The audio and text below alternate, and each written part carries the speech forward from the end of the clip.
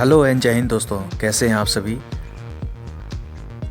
आज की इस वीडियो में मैं आप सभी को रोड जर्नी दिखा रहा हूँ। रोड का कंस्ट्रक्शन वर्क है, इसे मैं दिखाने वाला हूँ। ये जो रोड है मीरगंज पड़रिया मुख्य पथ है। ये देखिए रोड का काम चल रहा है। रोड को उसको स्क्रैप करके इसको रिनोवेट किया जाए, इसके ऊपर रिकन्स्ट्रक्ट होगा रोड। और इसका कार्य जो है बहुत ही प्रगति पर है। इस रूट पे आने जाने वाले हर कोई ये देखे ही होंगे। ये देखिए जो है रोड को उखाड़ करके यहाँ पे इसको रिफिलिंग करके दोबारा इसको रीस्टोरेशन वर्क प्रोसेस पे है। Let's see as soon as ये बन के तैयार हो जाए। ये देखिए जो है नया रोड बना था, लेकिन इसको फिर से उखाड़ा करके इसे दोबारा से बनाने की तैयारी की जा रही है।